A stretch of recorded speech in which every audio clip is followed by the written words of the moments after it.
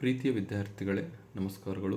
ವಿದ್ಯಾರ್ಥಿಗಳೇ, ಈ ದಿವಸ 10ನೇ ತರಗತಿ ಗಣಿತ ವಿಷಯಕ್ಕೆ ಸಂಬಂಧಪಟ್ಟಂತೆ FA2 ಪ್ರಶ್ನೆ ಪತ್ರಿಕೆ ಹಾಗೂ ಮಾದರಿ ಉತ್ತರಗಳನ್ನು ಅಭ್ಯಾಸ ಮಾಡೋಣ. ಇದು LBA ಆಧಾರಿತ ರಚಿತವಾಗಿದೆ. ಫಸ್ಟ್ ಮೇನ್, ಈ ಕೆಳಗಿನ ಪ್ರಶ್ನೆಗಳಿಗೆ ಅಥವಾ ಹೇಳಿಕೆಗಳಿಗೆ 4 ಪರ್ಯಾಯ ಉತ್ತರಗಳನ್ನು ನೀಡಲಾಗಿದೆ. ಅವುಗಳಲ್ಲಿ ಸೂಕ್ತವಾದ ಉತ್ತರವನ್ನು ಆರಿಸಿ ಅದರ ಕ್ರಮಾಕ್ಷರದೊಡನೆ ಪೂರ್ಣ ಉತ್ತರವನ್ನು ಬರೆಯಿರಿ. 3 ಪ್ರಶ್ನೆಗಳು, ಪ್ರತಿ ಪ್ರಶ್ನೆಗೆ 1 ಅಂಕ, ಟೋಟಲ್ 3 ಅಂಕ. 1ನೇ ಪ್ರಶ್ನೆ, x × x + 2 = 6. ಇದು ಒಂದು ಎ ರೇಖಾತ್ಮಕ ಸಮೀಕರಣ, ಬಿ ವರ್ಗ ಸಮೀಕರಣ, ಸಿ ಘನ ಬಹುಪದೋಕ್ತಿ, ಡಿ ವರ್ಗ ಬಹುಪದೋಕ್ತಿ. ಪ್ರಶ್ನೆ 2, -7, -9, -11, -13 ಈ ಸಮಾಂತರ ಶ್ರೇಣಿಯ ಸಾಮಾನ್ಯ ವ್ಯತ್ಯಾಸವು? Option A -7, option B 2, option C -2, option D 3. ಪ್ರಶ್ನೆ 3, ತ್ರಿಭುಜ ABCಯಲ್ಲಿ DE ಸಮಾನಾಂತರ AB, CD = 3 cm, EC = 4 cm, BE = 6 cm ಆದರೆ DAಗೆ ಸಮನಾದುದು? Option A 7.5 cm, option B 3 cm, option C 4.5 cm, option D 6 cm. Second main, ಈ ಕೆಳಗಿನ ಪ್ರಶ್ನೆಗಳಿಗೆ ಉತ್ತರಿಸಿ. 3 ಪ್ರಶ್ನೆಗಳು, ಪ್ರತಿ ಪ್ರಶ್ನೆಗೆ 1 ಅಂಕ, ಟೋಟಲ್ 3 ಅಂಕ. 4ನೇ ಪ್ರಶ್ನೆ, x² - x = 0 ಈ ಸಮೀಕರಣದ ಮೂಲಗಳನ್ನು ಕಂಡುಹಿಡಿಯಿರಿ. 5ನೇ ಪ್ರಶ್ನೆ, ಒಂದು ಸಮಾಂತರ ಶ್ರೇಣಿಯಲ್ಲಿ ಮೊದಲ 4 ಪದಗಳ ಮೊತ್ತ 20 ಮತ್ತು ಮೊದಲ 3 ಪದಗಳ ಮೊತ್ತ 12 ಆದರೆ 4ನೇ ಪದವನ್ನು ಕಂಡುಹಿಡಿಯಿರಿ. ಪ್ರಶ್ನೆ 6, 2 ಬಹುಭುಜಗಳು ಸಮರೂಪತೆಗೆ ನಿಬಂಧನೆಗಳನ್ನು ಬರೆಯಿರಿ.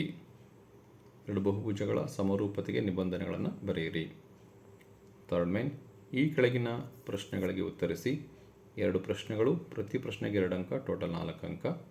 7ನೇ ಪ್ರಶ್ನೆ, x² + 4x + 4 = 0 ಈ ವರ್ಗ ಸಮೀಕರಣದ ಶೋಧಕವನ್ನು ಕಂಡುಹಿಡಿದು ಮೂಲಗಳ ಸ್ವಭಾವವನ್ನು ಬರೆಯಿರಿ. ಪ್ರಶ್ನೆ 8, 2, 5, 8 ಈ ಸಮಾಂತರ ಶ್ರೇಣಿಯ 30ನೇ ಪದವನ್ನು ಸೂತ್ರದ ಸಹಾಯದಿಂದ ಕಂಡುಹಿಡಿಯಿರಿ. ಫೋರ್ತ್ ಮೇನ್, ಈ ಕೆಳಗಿನ ಪ್ರಶ್ನೆಗಳಿಗೆ ಉತ್ತರಿಸಿ. 2 ಪ್ರಶ್ನೆಗಳು, ಪ್ರತಿ ಪ್ರಶ್ನೆಗೆ 3 ಅಂಕ, ಟೋಟಲ್ 6 ಅಂಕ. 9ನೇ ಪ್ರಶ್ನೆ, ಒಂದು ಲಂಬಕೋನ ತ್ರಿಭುಜದ ಎತ್ತರ ಮತ್ತು ಪಾದದ ನಡುವಿನ ವ್ಯತ್ಯಾಸವು 5 cm ಆಗಿದೆ. ತ್ರಿಭುಜದ ವಿಸ್ತೀರ್ಣವು 150 cm² ಆದರೆ ತ್ರಿಭುಜದ ಪಾದ ಮತ್ತು ಎತ್ತರವನ್ನು ಕಂಡುಹಿಡಿಯಿರಿ. ಪ್ರಶ್ನೆ 10, ಒಂದು ಸಮಾಂತರ ಶ್ರೇಣಿಯ 7ನೇ ಪದವು ಅದರ 2ನೇ ಪದದ 5ರಷ್ಟಿದೆ ಮತ್ತು 5ನೇ ಪದವು 3ನೇ ಪದದ 2ರಷ್ಟಕ್ಕಿಂತ 1 ಕಡಿಮೆ ಇದೆ. ಹಾಗಾದರೆ ಆ ಶ್ರೇಣಿಯನ್ನು ಕಂಡುಹಿಡಿಯಿರಿ ಮತ್ತು ಶ್ರೇಣಿಯ 15ನೇ ಪದವನ್ನು ಸೂತ್ರವನ್ನು ಉಪಯೋಗಿಸಿ ಕಂಡುಹಿಡಿಯಿರಿ. 5ನೇ ಮೇನ್, ಈ ಕೆಳಗಿನ ಪ್ರಶ್ನೆಗಳಿಗೆ ಉತ್ತರಿಸಿ. 1 ಪ್ರಶ್ನೆ, 4 ಅಂಕ, ಟೋಟಲ್ 4 ಅಂಕ. 11ನೇ ಪ್ರಶ್ನೆ, ಮೂಲ ಸಮಾನುಪಾತತೆಯ ಪ್ರಮೇಯವನ್ನು ನಿರೂಪಿಸಿ ಮತ್ತು ಸಾಧಿಸಿ. ಇದಿಷ್ಟು ಪ್ರಶ್ನೆ ಪತ್ರಿಕೆ ಆಗಿದೆ ವಿದ್ಯಾರ್ಥಿಗಳೇ. ಈಗ ಈ ಪ್ರಶ್ನೆಗಳಿಗೆ ಉತ್ತರಗಳನ್ನು ಅಭ್ಯಾಸ ಮಾಡೋಣ. ಫಸ್ಟ್ ಮೇನ್, 1ನೇ ಪ್ರಶ್ನೆಗೆ x × x + 2 = 6. x ಇಂದ ಗುಣಿಸಿ, x × x x² ಪ್ಲಸ್ಗೆ ಪ್ಲಸ್, x × 2 2x +6 ಸಮಚಿಹ್ನೆಯಿಂದ ಈ ಕಡೆ ಬಂದರೆ -6 = 0. x² + 2x - 6 = 0 ಇದು ವರ್ಗ ಸಮೀಕರಣ ಆಗಿದೆ. ಆಪ್ಷನ್ ಬಿ ವರ್ಗ ಸಮೀಕರಣ. 2ನೇ ಪ್ರಶ್ನೆ ಉತ್ತರ, ಸಾಮಾನ್ಯ ವ್ಯತ್ಯಾಸ ಕಂಡುಹಿಡಿಯಬೇಕು. d = a2 - a1. a2 ಅಂದರೆ -9, ಮೈನಸ್ಗೆ ಮೈನಸ್, a1 ಅಂದರೆ -7. ಸೊ -9 ಹಾಗೆ ಬರ್ತೀವಿ. - × +7, -9ರಲ್ಲಿ +7 ಹೋದರೆ -2. So c = -2. ಪ್ರಶ್ನೆ 3ಕ್ಕೆ ಉತ್ತರ. ಸೊ ABC ತ್ರಿಭುಜ, CD 3 cm, DA ಎಷ್ಟಿದೆ ಕಂಡುಹಿಡಿಯಬೇಕು. CE 4 cm, EB 6 cm.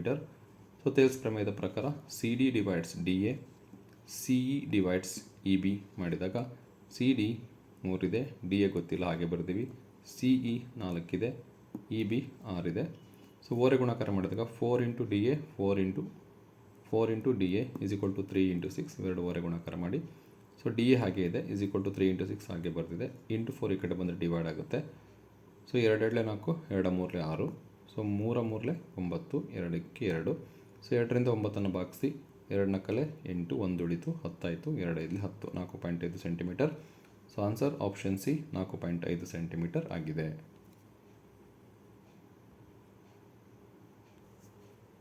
Second ಮೇನಲ್ಲಿ 4ನೇ ಪ್ರಶ್ನೆಗೆ ಉತ್ತರ. X square minus x is equal to 0 ಸಮೀಕರಣದ ಮೂಲಗಳನ್ನು ಕೇಳಿದರೆ ಇಲ್ಲಿ ಕಾಮನಾಗಿ ಎಕ್ಸ್ ಇದೆ. ಎಕ್ಸನ್ನು ಕಾಮನ್ ತೆಗೆದರೆ ಎಕ್ಸ್ ಮೈನಸ್ 1 ಉಳಿಯುತ್ತೆ is equal to 0. X is equal to 0, x minus 1 is equal to 0, x is equal to plus 1 ಆಗುತ್ತೆ, ಎಕ್ಸ್ ಈಸ್ ಈಕ್ವಲ್ ಟು 0 ಆಗುತ್ತೆ. ಇವು ಈ ಒಂದು ವರ್ಗ ಸಮೀಕರಣದ ಮೂಲಗಳು ಆಗಿವೆ. ಸೊ 5ನೇ ಪ್ರಶ್ನೆಗೆ ಮೊದಲ 4 ಪದಗಳ ಮೊತ್ತ S4 ಈಸ್ ಈಕ್ವಲ್ ಟು 20, ಮೊದಲ 3 ಪದಗಳ ಮೊತ್ತ S3 is equal to 12. So 4ನೇ ಪದ ಕೇಳಿದರೆ AN is equal to SN minus SN minus 1 formula ಹಾಕಬೇಕು. ಸೊ AN 4ನೇ ಪದ ಅಂದರೆ ಎನ್ ಜಾಗದಲ್ಲಿ 4 ಹಾಕಿ A4 is equal to S4 minus S4 minus 1. ಎಲ್ಲಿ ಎನ್ ಇದೆ ಅಲ್ಲಿ 4 ಹಾಕಬೇಕು. 4 ಇಲ್ಲಿ 4 ಮೈನಸ್ 1, S4 ಹಾಗೆ ಇದೆ. ಮೈನಸ್ 4 ಮೈನಸ್ 1 ಅಂದರೆ S3 ಆಗುತ್ತೆ. ಸೊ S4 ಅಂದರೆ 20, S3 ಅಂದರೆ 12. S4ಅಲ್ಲಿ S3 ಹೋದರೆ 20ಅಲ್ಲಿ 12 ಹೋದರೆ 8 ಆಗುತ್ತೆ. ಸೊ 4ನೇ ಪದ A4 ಈಸ್ ಈಕ್ವಲ್ ಟು 8 ಆಗಿದೆ ವಿದ್ಯಾರ್ಥಿಗಳೇ. ಸೊ 6ನೇ ಪ್ರಶ್ನೆಗೆ ಉತ್ತರ. 2 ಬಹುಭುಜಗಳ ಸಮರೂಪತೆಗೆ ನಿಬಂಧನೆಗಳು. ಸೊ ಅನುರೂಪ ಕೋನಗಳು ಸಮವಾಗಿರಬೇಕು, ಅನುರೂಪ ಬಾಹುಗಳು ಸಮಾನುಪಾತದಲ್ಲಿ ಇರಬೇಕು. ಇದು 6ನೇ ಪ್ರಶ್ನೆಗೆ ಉತ್ತರ ಆಗಿದೆ. 3rd ಮೇನ್ 7th ಕ್ವಶನಿಗೆ answer. X square plus 4x plus 4 is equal to 0 ಇದು ವರ್ಗ ಸಮೀಕರಣ ಆಗಿದೆ. X square plus B X plus C is equal to 0.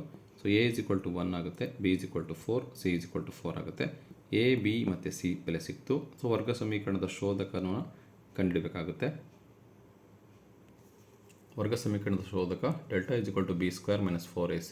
Delta is equal to B ಅಂದರೆ 4, ಬಿ ಸ್ಕ್ವೇರ್ ಅಂದರೆ 4 ಸ್ಕ್ವೇರ್ ಆಗುತ್ತೆ, ಮೈನಸ್ 4ಗೆ 4, ಎ ಅಂದರೆ 1, C ಅಂದರೆ 4. ಡೆಲ್ಟಾ ಹಾಗೆ ಇದೆ ಈಸ್ ಈಕ್ವಲ್ ಟು 4 ಸ್ಕ್ವೇರ್ ಅಂದರೆ 4 ಇಂಟು 4 ಈಸ್ 16, ಮೈನಸ್ಗೆ ಮೈನಸ್ 4 1 4, 4 4 16, 16 ಹೋದರೆ 0 ಬರುತ್ತೆ. ಡೆಲ್ಟಾ ಈಸ್ ಈಕ್ವಲ್ ಟು 0 ಆದರೆ 2 ಸಮನಾದ ವಾಸ್ತವ ಮೂಲಗಳನ್ನು ಹೊಂದಿವೆ ಆಗಿದೆ. ಸೊ ಇದು 7ನೇ ಪ್ರಶ್ನೆಗೆ ಉತ್ತರ ಆಗಿದೆ ವಿದ್ಯಾರ್ಥಿಗಳೇ. ಪ್ರಶ್ನೆ 8.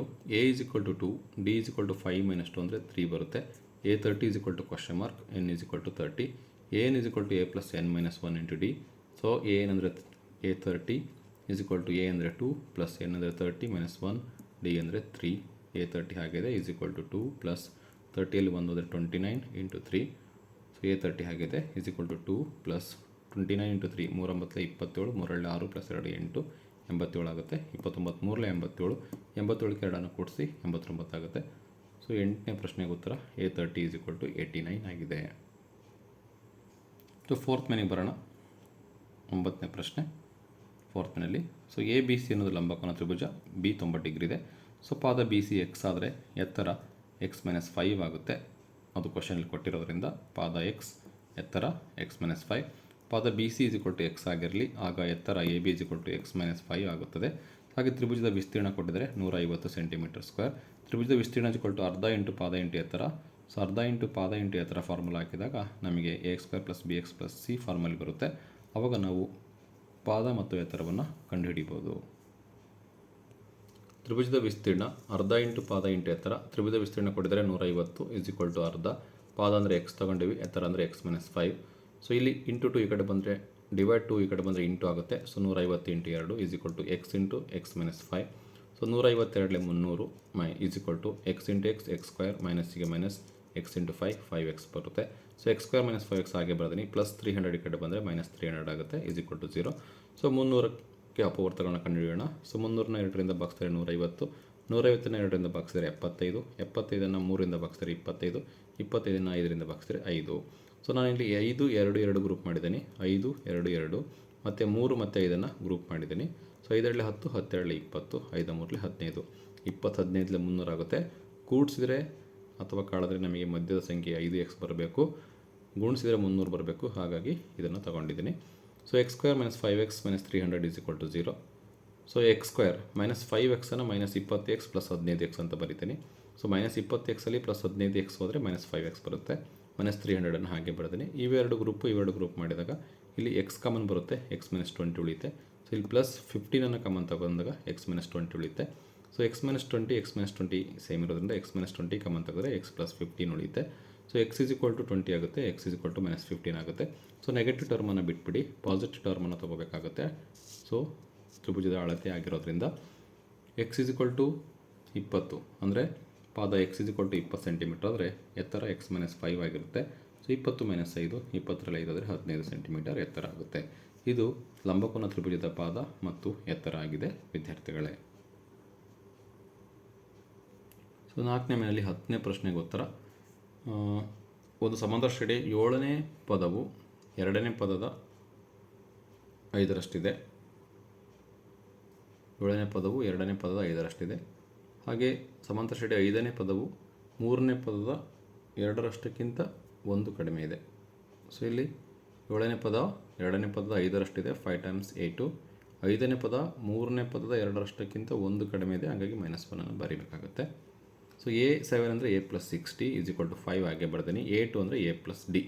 ಸೊ A ಪ್ಲಸ್ 6D ಹಾಗೆ ಇದೆ is equal to 5 into A 5A plus ಗೆ ಪ್ಲಸ್ 5 ಇಂಟು D 5D. 5ಇಂದ ಇವೆರಡನ್ನು ಗುಣಾಕಾರ ಮಾಡಿ. ಸೊ 5A ಪ್ಲಸ್ 5D ಹಾಗೆ ಬರ್ತೀನಿ. ಪ್ಲಸ್ ಎ ಕಡೆ ಬಂದರೆ ಮೈನಸ್ ಎ, ಪ್ಲಸ್ 6D ಈ ಕಡೆ ಬಂದರೆ minus 6D is equal to 0. 5Aಯಲ್ಲಿ ಮೈನಸ್ 1A ಹೋದರೆ 4A, 5Dಯಲ್ಲಿ ಮೈನಸ್ 6D ಹೋದರೆ ಮೈನಸ್ 1D ಅಥವಾ minus D is equal to 0. 4A is equal to D ಆಗುತ್ತೆ. ಸೊ ಅಥವಾ D is equal to 4A ಆಗುತ್ತೆ. So D is equal to 4A ಅಂದರೆ 1. So D is equal to 4. A ಅಂದರೆ 1 ಹೇಗೆ ಬಂತು ಅಂದರೆ ಇಲ್ಲಿ ಬಂದಿದೆ ನೋಡಿ, ಆ ಬೆಲೆನ ಇಲ್ಲಿ ಹಾಕಿದೆ, ಆವಾಗ D ಈಸ್ ಈಕ್ವಲ್ ಟು 4 ಬರುತ್ತೆ. 1 ಹೇಗೆ ಬರುತ್ತೆ ಅಂತ ನೋಡೋಣ. A5 ಅಂದರೆ A plus 4D is equal to 2 ಹಾಗೆ ಬರ್ತೀನಿ. A3 ಅಂದರೆ A plus 2D bracket close minus 1. So A plus 4D ಹಾಗಿದೆ ಈಸ್ ಈಕ್ವಲ್ ಟು 2ಇಂದ ಇವೆರಡನ್ನು ಗುಣಿಸಿ 2 ಇಂಟು A 2E 2A ಪ್ಲಸ್ಸಿಗೆ plus 2 4 into D 4D minus 1. So 2A plus 4D minus 1 ಹಾಗೆ ಬರ್ತೀನಿ. ಈ ಟರ್ಮ್ಸ್ನ ಈ ಕಡೆ ತಗೊಂಡ್ರೆ minus A minus 4D is equal to 0. 2Aಯಲ್ಲಿ 1A ಹೋದರೆ A plus 4D minus 4D 0. So remaining minus 1. A minus 1 is equal to 0. A is equal to 1 ಆಗುತ್ತೆ. So A is equal to 1ಅನ್ನು D ಈಸ್ ಈಕ್ವಲ್ ಟು 4Aದಲ್ಲಿ ಹಾಕಿದಾಗ D is equal to 4, A ಅಂದರೆ 1. So D is equal to 4 ಆಗುತ್ತೆ. A ಬೆಲೆ ಸಿಕ್ತು, D ಬೆಲೆ ಸಿಕ್ತು.